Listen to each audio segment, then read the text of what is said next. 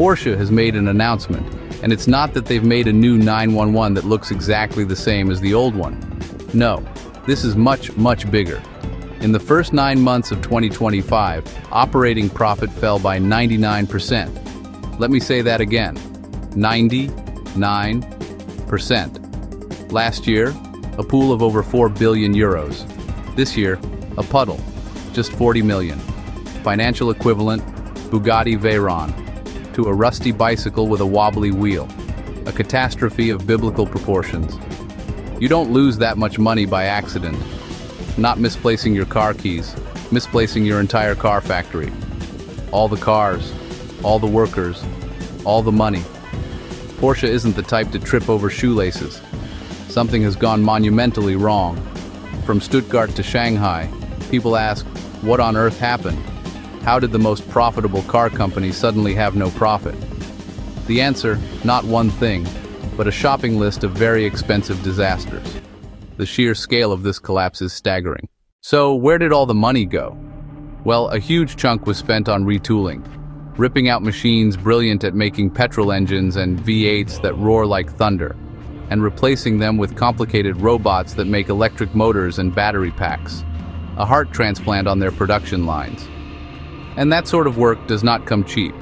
They've burned through an astonishing 2.7 billion euros, like binning your roast kitchen for sushi kit. And the rice cooker costs more than a small car. A vast pile of cash gone up in smoke in the name of progress. Bedrock for future plans, a killer for today's balance sheet. You can't build tomorrow's EVs on yesterday's machines. So, they had to spend. But while you spend, you build fewer cars and make less money. It's a vicious circle, a gamble of epic proportions that the future is silent, electric, and very fast. Batteries are the most expensive, most important part. Control the supply or be at others' mercy.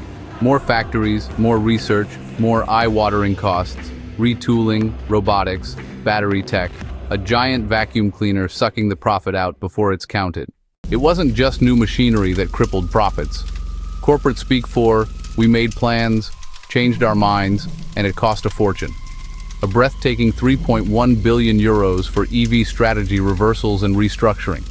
They used it to correct course, admitting big mistakes on the original EV map.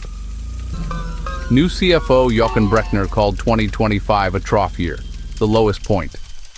Take the pain now, wipe the slate clean, hope the headache's gone tomorrow. The reset admits the EV switch is harder, more expensive, more complicated than expected. Customers hesitate. Charging is patchy. Tech evolves at a bewildering pace. Porsche slammed the brakes, rethought strategy, and paid dearly. Operating margin cut from 5.7% to 0.2%. Chewing gum kiosk profits. For a luxury brand, that margin is humiliating, proof of a deep financial hole. In Q3 2024, they made $974 million. A year later, a $967 million operating loss. Nearly $2 billion swing, a nosedive. Planned demolition for a bigger build, hoping for a sharp V-shaped recovery. But if it's not a trough, it could be a slide into a bottomless pit. The risks are enormous. For years, China was the golden goose. Millions of newly wealthy buyers showing success with shiny European cars. In 2025, the goose got sick. Sales fell off a cliff, down 26 to 42%. Homegrown brands make stylish, tech-packed EVs, much cheaper than a Porsche. The badge isn't enough. Half the price looks very good. Brutal market share loss. Guaranteed income vanished. This isn't a blip. China's leading in EV tech and software. Porsche must fight for every sale against faster, more agile local rivals. Then politics mugged them. Tariffs cost around 700 million euros. Either absorb costs and kill margins, or raise prices and kill sales. Lose-lose. A decision in Washington or Brussels can hit harder than one in Stuttgart. One day a smooth supply chain, the next your business model's on fire. You can't plan it. You can't engineer out of it. You take the hit and hope sanity returns. The tariff blow arrived at the worst time. External costs atop spiraling internal costs. Another powerful headwind in an already turbulent period. The Macan-sized hole in the lineup. The petrol Macan is Porsche's best seller. Nearly 65,000 in 9 months.